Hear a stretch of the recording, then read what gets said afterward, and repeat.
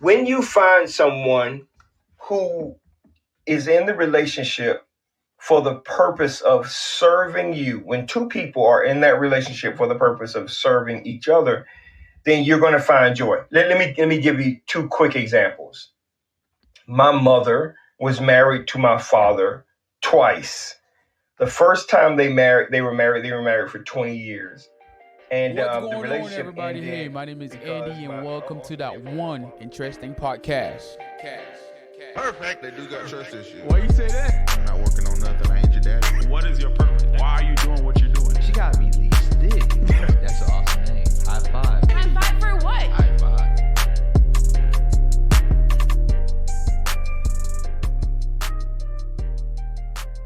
Hey, what's going on, everyone, and welcome to episode 37, Avoiding Relationship Mistake Part 2. And I'd like to welcome back Mr. Daniel Smiley for a second time. And I'm going to give him the time right now to reintroduce himself. For you that didn't get a chance to listen to the first part, make sure you'll listen to the first part. So I'm going to give him the opportunity right now to reintroduce himself for the people that didn't catch him the first time. Thanks. I really appreciate you having me to that one interesting podcast. I really do appreciate it. To everyone who is listening in, I am Daniel Smiley, and I am an entrepreneur, a pure entrepreneur, a business owner. I am a speaker, motivational speaker, and I am an author, a husband, a dad, and the author of a book called Relationship Success, the 6 Big Relationship Mistakes most people, 95% of people make, and how to avoid them. And so I appreciate you having me on. I really do. Yes, sir. Yes, sir. I know in the first part we cover topics on how someone should go about getting into a relationship. So for most of these, what I want to talk about the problems that someone face in a relationship. Absolutely. So we're gonna be talking about most of that stuff, most of the subject on how someone what someone face in a relationship. You know, to start up this episode, what is the key to a long lasting relationship? Because everybody wants one. Yeah, people who have been married 30, 40 years, 50 years, or in relationships for a long time, a few years, what have you, there's only one right answer to this question, and that is making this decision every single day to stay in the relationship. So people think it's a magic pill. Are you compatible? Is that person compatible? None of that matters. Do you love this person? Does that person love you? None of that really matters. If you don't make a decision every day to stay in the relationship, then the relationship will end. And that's the answer to that question. Now, obviously, there are some things that we can do to make the relationship a lot more enjoyable, feel a lot better, the whole 9 yards. But making the choice to stay in the relationship every single day is the single reason why people have long-lasting relationships. And I know that may not be the answer that people were expecting, but that's the real and true answer. You said along the way we can implement certain things for the relationship to be more enjoyable. Like what are certain things that we can implement that will make the relationship more enjoyable? So in the book, in my book, Relationship Success, the first two tips, the first two mistakes that we talk about in the relationship is, one, knowing yourself, right? When you know yourself and how you receive love, how you feel wanted, needed, and desired and loved by someone is important. And then what you want from the other person is important too. What are they bringing to the table to meet the need to meet your need to feel wanted, needed, and desired and loved in the relationship? Along the way, you have to know what those things are, right? You have to be able to clearly communicate those things to the other person. I think this is, I'm in line with the question that you asked me. Yeah. That's important along the way, because when you find someone who is in the relationship for the purpose of serving you, when two people are in that relationship for the purpose of serving each other, then you're going to find joy. Let me give you two quick examples. My mother was married to my father twice. The first time they were married for 20 years. And the relationship ended because ultimately my father became an alcoholic. He was abusive physically, mentally, emotionally to my mom.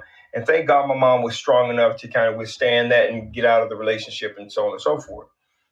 But my mom, in an interview that I did with her a few weeks back, said, listen, I didn't marry your dad because I loved him. I married your dad because I was thankful that when my mom, my grandmother, kicked her out at 16 for quote unquote asking her a question or talking back to her, my dad took her in. Okay. My dad was 26, my mom was 16, and they developed a relationship from that. She had her first child when she was 17 and so on and so forth. But she says, the entire time that I was married to your father, it wasn't like I was in love with him. I loved him because he took care of me. He did those things that were necessary to take care of the family. That's what I loved about him, but I wasn't in love with him. And so that's one example. The other example is in my current marriage, in the relationship that I'm in right now, my wife and I had a very straightforward conversation about what we wanted. The things that I covered in the book. What do you want? What do I want? And am I willing to provide those things for you? So that's two very different relationships. I spend my days trying to meet the need for my wife to have quality time and acts of service in her life. I spend my days every day trying to make sure that I can provide coverage in those areas for her. The reason why I went to go pick up my daughter from gymnastics today is because my wife had a very early start to her workday. She decided she was going to come home a little early from work today before going to get our daughter, but she was dog tired. So an act of service for her was, hey, don't worry about it. Stay in the bed. I'm going to go pick our daughter up. And it surprised her. In that moment, she felt wanted. She felt needed. She felt loved. She felt desired because I sacrificed to meet a need in her life that's important to her. So along the way, you got to understand that about the other person. And that's how you keep the relationship happy, flowing, moving, and reciprocal, right? I give to her, she gives to me, and so on and so forth. We're in the relationship to serve each other. I know that was a long explanation, but that's what I wanted to share. Mm-hmm. Yeah, that's fine. I went ahead and did my research, and I found the top 5 most common problems, that people face in a relationship. And and I want to do this with you for each of those problems that I mentioned. I want you to give us a solution how someone can go about fixing those problems. Absolutely. For the first one was arguments. How can you handle arguments? I know in a relationship we always gonna have arguments. That's normal between two people. So how can someone go about handle arguments in a relationship? Let's talk about it from, and I'm a process kind of guy, so I always think about things from front end to back end. The argument is the end result. A disagreement is in the beginning, right? So if you can handle the situation in the disagreement phase, right, it doesn't have to escalate to an argument. Here's what I mean. A disagreement is nothing more than two people who have a different opinion about how to get to the same place. That's all it is. And if my wife and I, or if a person is in a relationship and you find yourself in disagreement, you're not in agreement with the other person. Here are the steps you should take. 1, stop for a second and try to understand that person's perspective first. Okay, we don't agree on this, so help me understand why you are thinking the way that you're thinking. Okay? And then once you've done that, you should be open to expressing your perspective on it. Well, I hear you. I understand that that's what you're how you're thinking about it. But this is what I was thinking. So let me make sure I'm very clear, because I want to make sure this is a very, very important question, and is nothing more than a disagreement between two people about how to get to the exact same place. That's all the argument is. Can you still hear me? Yeah, I hear you. Okay, so it's two people who are saying we want to go from point A or get from point A to point B, or it's two people who are saying they want to accomplish something from where they are right now. And they just have two different pathways or two different thoughts about how to get there. So the way you handle it so that when it is a disagreement, so that it doesn't become an argument, is you have to do this.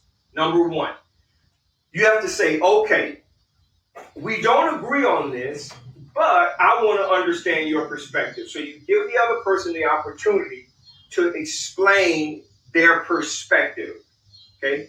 Once that person has explained their perspective, you then should be given the opportunity to explain your perspective. What you're trying to do is get understanding, right? Mm-hmm. And once you have given your perspective, that person has given their perspective.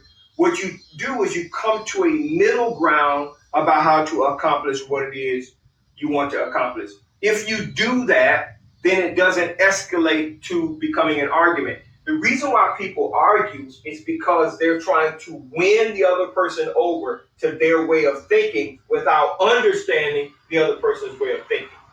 That's essentially what's happening. Yeah, that's essentially what's happening, and that's how you break the cycle of argument in your life, in your relationships.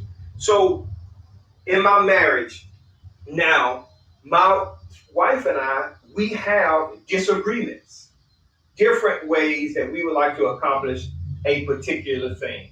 So we sit down and we talk about it. I make sure it's an environment that we can talk, and I try to understand her perspective. And she could be as heated and as passionate about it as she wants. It doesn't matter. Once she has explained her side, if I need to interject or share my side, then I do that. Then we try to come to some middle ground. And if people do that more often, then their conversations in relationship won't escalate from a disagreement to opposing points or differing ideas about how to get to a particular place, to an argument where you're fussing and you're saying things that you can't take back, and you're offending each other in the whole 9 yards. And so that's the answer to that question. Exactly. So the second most common problems that people face in a relationship is growing apart, like distance themselves.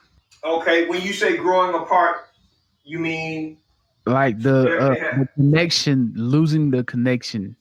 Yeah, this is common. This is very common when people don't really know who they are in the beginning. In relationships, it's pretty simple, right? When you are self-serving, when you're looking out for yourself, it's very, very hard to focus your attention on the other person. So, again, let's give you another example. In my first marriage, which lasted for 28 years, 25 years in the marriage, 3 years separated, we got married when we were 19 years old. Obviously, we didn't know anything. So everything that we knew, everything that we learned together. I had different interests, things that I wanted to do. She had things that she wanted to do. But the common goal of serving each other in the relationship was what was most was paramount. There's some background noises still going on. Okay, can you hear me now? Yeah, I hear you. Okay, so there are some commonalities in the relationship that are very, very important. And that is, I have to be willing to sacrifice myself, in many cases, my wants, needs, and desires, to make sure it's in line with the other person. And imagine the other person is doing the exact same thing for me, right? Mm-hmm. We are aligning our desires to serve each other. If we do that, then we tend not to grow apart. People grow apart because they kind of go off on their own to try to find their own way without their partner. And The other way that you can eliminate that is the partner in the relationship who decides that they want to start crocheting. The other person has to take an interest in that to support it or participate in it in some way, shape, form, or fashion. And that helps you guys to not grow apart either. Lastly, in a relationship, from the beginning, there has to be a common end goal. Give you another example. When my wife and I got together, there were some very clear things that were important to me about being in a relationship. Some things that I wanted, some things that she wanted, the whole 9 yards. We talked about everything up to and including kids. I had grown kids. She had no kids. She asked me the question, hey, do you want to have kids? I know that you have grown children. Do you want to have children? And my answer was, yes, I'll have children with you, but it'll be one child. It's not going to be 10 children. It's going to be one. That is a common agreed upon goal that we had. We came together to agree upon a common goal. And the way that you don't grow apart is you have to stay focused on the goals that you set together in the relationship. Where are you going? What you going to do? How are you going to get there? Who's going to do what? The whole 9 yards. And if you stay focused on that, it's a lot more challenging to grow apart. Exactly. And the third one is trauma. Like sometimes people bring their past trauma into their relationship. How can someone go about dealing with that if their partner is like that? So when it comes to past pain or trauma from previous relationships, you have to try to help each other through that. Past pains is like you bringing dirty clothes on a vacation, right? Mm-hmm. You got to make sure that you deal with that up front. The reason why people carry past pains, the primary reason why people carry past pains is one, they haven't forgiven the other person for the hurt. Number two, they are fearful, afraid that if they let go of this pain, the next person is going to hurt them in the exact same way. So it's a mechanism that they're using to hang on to that past pain or that hurt. You have to be willing to let it go and not take that baggage into the next relationship, because the person that you're in the relationship with didn't cause the pain. They didn't cause the problem, but you can make it become their problem by hanging on to it and not letting it go, because you're afraid that it's going to repeat itself, or you haven't forgiven the other person and who actually committed that act in your life. Yeah, exactly. That's right. And the fourth one is appreciation. Like lack of Okay. appreciation. Yeah, we all receive love in different ways. And so if there's a book by Gary Chapman called The 5 Love Languages, I encourage people to get that book and understand how they receive love. How you receive love is an action. It is not an emotion, although the action causes us to be emotional. Love is an action. We all receive appreciation in a different way. I gave the example of earlier. My wife was dog tired from work. One of my wife's number one love language, her top love language, is acts of service.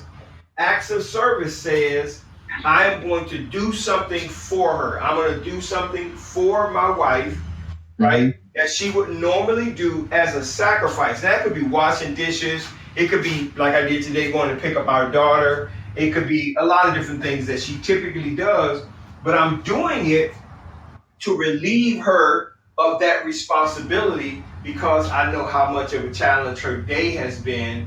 And so we show each other appreciation when we are able to serve each other in the way that we like to receive love, right? Mine is physical touch. So holding my hands, kissing, touching, sex, that kind of stuff shows appreciation from my wife.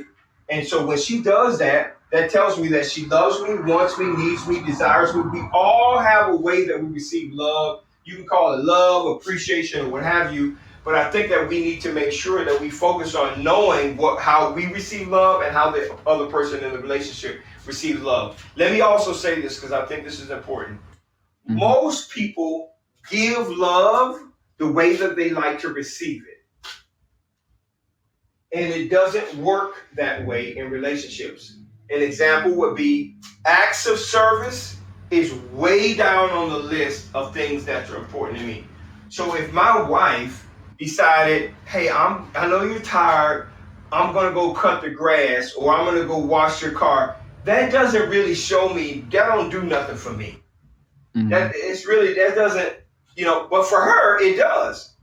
People typically like to give love the way that they like to receive it. But it's more important for you to understand how the other person receives love so that you can give it to them. And oftentimes, if it is something that is not one of your top love languages, you're going to have to actually put in some work, make some sacrifices in order to make that happen in the other person's life. Exactly. Completely agree. And the fifth one is a big one, trust. So I have a client that's in New Mexico, right? She was in a relationship for 11 years, and that relationship was abusive. And so she got out of that relationship, thankfully. And now she met this guy, and they've been seeing each other for about a month. About 3 weeks in to the relationship of them spending a ton of time together, he asked her if they could be exclusive in the relationship. Now she wants a relationship, and so she asked for the exclusivity in the relationship. And then after 4 weeks, he was like, "Man, I really, really, think I love you." And so she was concerned about that because she thought that it was too fast. And can she really trust that because the other person was not so nice to her? And I said these words to her: all trust is rooted. Lack of trust is rooted in fear.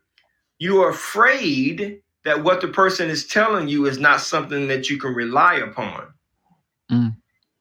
So if you can get past the fear, you can get on to trusting. Now, trust really is just a reliance upon something. You see a chair, it has 4 legs, you want to sit in it, you sit down because in the past you've been able to trust that a chair is going to hold you. However, if you see that chair has 3 legs, you're probably not going to put your full weight on it because you don't know if it will hold you or not. The point I'm trying to make is if we can learn how to push past the fear of our hurts from the past by someone else, then we can open ourselves up to allow someone who is genuine to love us, to care for us, to give to us, to provide for us, to do whatever we need in our lives.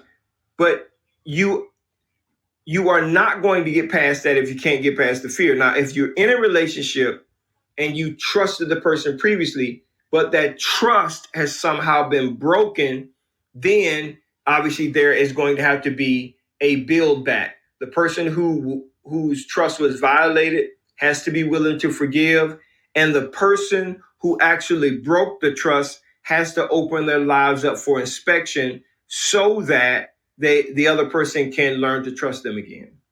So you said building back trust. How can someone go about building back trust that was lost in a relationship? Yeah, let's just take something that's common, right? So let's say you're in a relationship with someone and that person was unfaithful, they cheated, but that's not a deal breaker for you. But your concern is if we don't nip this in the bud right now, that person could potentially cheat again. And what you're trying to do is you're trying to avoid that. I'm sorry about this. So you're trying to avoid that person cheating again. How does a person get past cheating in a relationship? How does a person rebuild the trust back? Step number 1, again, the person whose trust has been violated, you have to forgive the other person. Now, forgiveness does not mean to forget. It just means that you're not going to hold that person accountable for the punishment associated with that broken trust or violation. That's what forgiveness means. Doesn't mean you forget it, just means you're not holding them accountable. That's number one. Mm-hmm. Number two, you have to open yourself up to giving the person the opportunity to regain your trust and confidence again. The person who violated the trust has to be willing to open themselves up to doing whatever it takes to regain the trust back by their actions. In this example that we're talking about, let's say a person who cheated. That person cheated has to be willing to open up their entire lives, meaning my phone, email, friends, any time of the day, any day of the week, you can inspect me. And the more that person opens themselves up, the more times they pass the inspection, the easier it will become for the person to regain trust in them. Because if they look for the 50th time and they don't see any text messages that are out of line, or any emails, or there's not any relationships that are violating the trust, then eventually that trust will be gained back. Now, again, all trust is rooted in fear. So in order for the trust to return, that means a person has to have faith in or believe in the other person that they're not going to do that. And that's how you build back trust. And typically that's done over time by a person's actions. And in this case, I was saying the person has to be open themselves up for inspection. And that can be in many different areas of their lives, depending on, what area we're talking about. Yeah, exactly. I completely agree. In the ebook, Relationship Success, I wanna take one of the key point mistake that you mentioned. My first question to start this episode was, what's the key to a long lasting relationship? And as I was reading your book, Relationship Success, there's one mistake that you pointed. It was remaining in a relationship longer than you should. Right. So I want you to give us a snippet, just like what are the cause of remaining in a relationship longer than you should? Yeah, typically people stay around in relationships that are abusive, that are not their cup of tea, because they are afraid that if they leave the relationship, they're not going to be able to get anything better. They're afraid that if they leave the relationship, they're going to be lonely. They're afraid that if they leave the relationship, then they're going to lose something or not be able to get something. That's typically why people stay in relationships longer than they should. So all of the red flags, or many of the red flags and deal breakers, have been broken in that relationship, and you stick around in that relationship longer than you should. How do we know that we are overstaying our welcome or staying longer than we should? When we understand that the other person is unwilling to adjust or change in any way, shape, form, or fashion. Let me help you understand why this point in the book mattered. And I want everybody who's listening to understand something. One decision in a relationship, to stay in a relationship, could cost you decades of unhappiness. I lived it. That was my life. Okay? One wrong decision. Hang on. One decision, I don't say wrong decision. One decision that is opposed to your feelings or your thoughts or your ideas, or it's a deal breaker and you just didn't act on it. One could cause you. I was in a marriage for 25 years. And when I was asked at the end of my marriage by a marriage family counselor what the issue was, the biggest issue I saw that I would like to see fixed, I told him what it was, and he said to me, "How long has it been happening in your relationship?" And I said, "It's been happening our entire marriage." And he said to me, "Well, if it's been happening in the entire marriage, why did you marry her?" And I said, "Because I thought that if I married her, she would change." And that was not the case. The person was being who they are. My decision to marry the person, not knowing that they were just being who they are, that they were not going to change, meant I was married for 25 years. Now, that same epiphany, that same realization also made me make the decision to never go back again. I had to ask myself this question: am I willing to live the rest of my life this way? And the answer was no, which meant obviously I had to get a divorce. So people have to ask themselves this question: is the issue that I'm challenged by in this relationship something I can live with for the rest of my life? If it is, then you're good. But if the answer is no, and the other person is unwilling to make an adjustment or a change for you, you got to make a decision. Mm-hmm. Because and when I say you have to make a decision, if you decide to stay, you have to understand that that thorn is going to be there for the rest of your life. You got to make a choice. If you decide to leave, then whatever stuff you have to face when you leave, you just have to face it. I was tired of living the way that I was living with the person that I was with in my first marriage. And that not only happened in my first marriage, but I ended up getting into a long-term relationship with someone where our compatibility with respect to quality time was an issue. And she was unwilling to change. Mm-hmm. So I had to make a decision the same way. I had to ask myself, am I willing to live like this for the rest of my life? And the answer was no.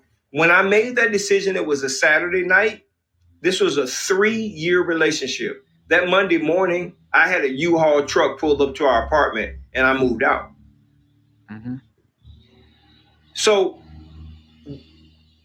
we have to make a decision. And that decision is, am I willing to live with this particular situation that is a thorn for the rest of my life? Is it that much of a pain in my side that I can live with it or not? And if it isn't, and that person is unwilling to change it, then you got to make some decisions for yourself. Yeah, exactly. Sometimes staying in a relationship that you're not comfortable in, you could miss on the opportunity to get into a relationship that will benefit you much more than what you are in currently in. Absolutely. Yeah, I saw two scenario on Twitter, and I'm gonna read you the first one. A person was saying, he said, first of all, I trust my wife 100%. I just think that once a woman gets married, she shouldn't have any male friends beside her husband. Yes, every friend she has should be a female. So, what do you think about that? I think that what he is doing is speaking about a preference, but it is identifying his insecurity. I think friendship is friendship. I don't have any issues with my wife having male connections or friendships with males. Now, there are some gradations, some levels, right? I'm not interested in my wife hanging out with, going out to clubs with a male friend. It's just the two of them. I'm not concerned about that. Co-workers, but he's displaying his insecurity. If the woman in this man's life showed him that she could be supremely trusted, and I'm not saying that she wasn't, but she could be supremely trusted, and that all she wanted was him, 100% of the time, then I think that maybe this fear he has, this insecurity about her having a male friend, may subside. And the bottom line is this: he needs to understand that she probably has somebody, a coworker, or somebody she's bouncing stuff off of anyway. So it's very, very challenging to stop that. I don't think that we should imprison people in that way. We should give people the opportunity to be who they are, how they are, and then we deal with it however we're going to deal with it. But there's a little bit of insecurity there. But I do think it's okay for a woman to have a male friend. I don't think that male friend, I don't think it should be too involved, but it's okay for her to be able to bounce stuff off of somebody else. I don't have a problem with those kinds of things. Yeah, exactly. Just like we talked about earlier, trust. I feel Right. like he don't have enough trust. He don't trust his wife enough because even though he said I trust my wife 100%, but I don't think he do. I agree with that. I Yeah. agree that there's an issue there. Yeah, exactly. And the second scenario was it's kind of petty to me. The husband calls home after a hard day of working and asks his wife, "What's for dinner?" And she replied, "I didn't cook." So the husband brings back home takeout for himself only. So who is wrong in that situation? I think that the husband. I think that there's equal judgment here. The wife should know her husband well enough to know that, hey, he's coming home. It's been a hard day. At least, even if she didn't cook, I'm gonna give you an example of that in my life today. But Mhm. she should at least say, hey, he's gonna want something to eat. Let me call him and let him know that, hey, I'm not in the mood to cook. I don't feel like cooking, and what he would like for me to order is takeout or DoorDash or whatever, right? Yes, And yes. then since she didn't do that, when he called and discovered that she hadn't cooked, he should have asked her a simple question. Hey, have you eaten something? I'm very hungry, tired, frustrated, don't want to wait for a meal to be cooked. I'm going to stop and grab something. Would you like for me to grab something for you? So both of them should have done that. This is a situation that actually happened to me today. So I knew my wife had to get up early and go to work, and I knew that she's an educator. She's a teacher's coach. So I knew that she was going to have a big challenging day because actually Monday is going to be the first day that kids are coming back face to face at her school. So I knew it was going to be challenging for her. She didn't get a lot of rest last night. She got up early this morning, went to school, had to deal with all of that. So I sent her a message in the middle of the day, knowing it's our Friday night, it's our family date night, that either we are going to cook or we're going to go out to eat. And I knew that she wasn't going to want to do either. So I said, babe, I'm not in the mood to cook. I've had some challenges today too. I don't want to cook. So are you okay with our having pizza tonight? Mm-hmm. And so now why am I saying that? It's because I knew that obviously I was going to want to eat, but not cook. I knew that she was going to want to eat, but not cook. And somebody has to make a decision to make sure that you guys are taken care of. I was simply trying to serve my wife by saying, I understand that you had a challenging day, that you're going to have a challenging day, but I'm not in the mood to cook. I could have said, well, man, I've been cooking all week. Make tonight your time to cook. I could have done that. But instead of doing that, I said, I'm going to consider you, while at the same time sharing with you what my thoughts are about my feelings about preparing a meal. And is it okay if we come to a middle ground and agreement to do X, Y, or Z? Exactly. And she said that was fine. And so that's the kind of thing. So I think that in the example that you just gave, I will blame both of them for being selfish and not selfless. Thinking selfishness means you think about yourself first. Selflessness means you think about the other person first. And I don't think that either one of them did that in that scenario. Exactly. And that can bring up the topic of a conversation, like having learn how to conversate with your partner, and know what each other want, and create a better create a conversational type of relationship, just like we talk about on the first part of the this subject. Absolutely. Exactly. So, like, a lot of people, when looking for a partner, People will go about, they say they want someone, that's gonna work hard, that's gonna be able to provide, that has a future, that has something going on for themselves, that's gonna put them in the, in a stable position.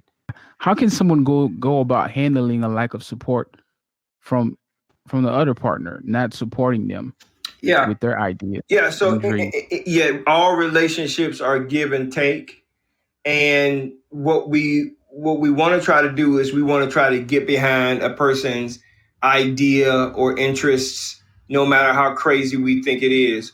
One of the reasons why people are challenged by supporting the other person is because they are either uninterested in it themselves, or they don't understand the idea, right? So I think that, the way that we can get behind the other person is to become interested in what that person is interested in, right? Or try to understand what it is about that thing that person is interested in doing. Listen, my wife is an educator. I am too, in a different kind of a way, right? But I'm not. She's an educator in the government, meaning the school system. I'm an educator more on the freelance entrepreneurial side. I can't teach in a school. That ain't my. I'm not that kind of environment is not one where I want to be, but it is definitely where she wants to be. So the thing that I have to do to support her is I have to understand what drives her interest and love for wanting to be part of the educational system in the way that she does. And I understand it. I know why she's that way. And so because I understand it, right, I get behind her, I support her, and I push her because doing it makes her happy. She feels like she's making an impact. And if I am supporting her, getting behind her, and helping her to do things that she loves, man, it just makes for a happier wife, a happier life, a happier relationship altogether. So we have to try to understand what's going on, what that other person is doing, so that we can support it. And we need to make sure that we're getting behind them in that way. Exactly. I like that answer. And how can someone, like, a lot of time when it comes to argument, there's ego involved in between. Someone has too much ego, knowing they're always right and the other person's always wrong. How can you go about handling those type of situation when Yeah, someone in has any too much ego? relationship, again, humility is important. There's one of the 7 habits of highly effective people is seek first to understand, then to be understood. Being able to put your desires aside, put your ideas aside, to put your point aside, to try to win the other person, put that aside so that you can really, really understand what's going on with the other person takes humility. It takes maturity, and it takes humility. And that'll stop a ton of arguments if you just say, okay, listen, I do have a point here. I believe it's valid. My experience may be greater than yours, but let me try to understand your perspective before I share mine. If people can get 1 point out of today's podcast, I want people to understand that if you can simply put aside what you want to say, what you want to do, your desires, to try to first understand the other person's perspective, and then try to give the opportunity to share your perspective, everything in your life would be a whole lot easier. Just try to understand what's going on in the other person's life and try to understand things from their perspective. So maturity and humility are important in relationships. You got to be able to humble yourself and understand that you are not diminishing who you are or the other person in the relationship by doing so, if you want things to continue to be smooth and sail smoothly. Exactly. And before we close out this episode, like, what is one thing that you see a lot of couples make when it comes to mistake, the couples that you coach? Like, what is one thing that you wish they would have known, that you see a lot of couples make when they are in a relationship? Yeah, and I appreciate you saying that. It's the first point in my books, Relationship Success, 6 Big Mistakes Most People Make and How to Avoid Them. most people just don't know who they are and what they want. They know, and when I say that, I mean on a deep level. Let me give you just a quick story. A couple days ago on Instagram, I had a lady that came on. I guess it was yesterday. 53 years old, and she was in a relationship with a guy for the past 7 or 8 months, and that relationship ended in a breakup. The reason why the relationship ended in a breakup is because she said she couldn't stand his jealous ways, right? And I said, well, how do you know he's jealous? She explained how, and I said, why did you get into the relationship? The same questions that were asked of me when I went through my family counseling many years ago. Mm-hmm. And she said, he was a nice guy. He was coming out of a marriage of 20 years. I want a relationship. And I said, well, what do you want in a relationship? And this woman, who is very intelligent, articulate, 53 years old, could not tell me specifics about what she wanted in a relationship. All she knew is she wanted to be in a relationship. No, what's important to you? Tell me about yourself. What do you like? How do you receive love? How do you know? And I asked her this question live on Instagram. How do you know somebody loves you? How can you tell? Mm-hmm. And she couldn't answer that question. Well, if you can't tell, if you don't know how to identify whether or not a person loves you, this person can be pouring out all of their heart in the way that they know how to love. And you could be totally missing it and could potentially miss out on the relationship, a good relationship, because you don't understand the thing that I'm talking about now is you don't know yourself well enough to even be in a relationship. Know what you like, know what you want, know what you need, know what you desire, know how you receive love, know that about yourself. That makes you healthy, right? And if you can be healthy, if you can go into this relationship where you are healthy and you are whole and you understand yourself, that is what the power that you're bringing to the table that's worth something, right? But if you're entering into a relationship, not knowing who you are, not knowing what you want, you will be relying on the other person to provide for you those things that you think you want. And when they don't provide those things, then you're ready to bounce.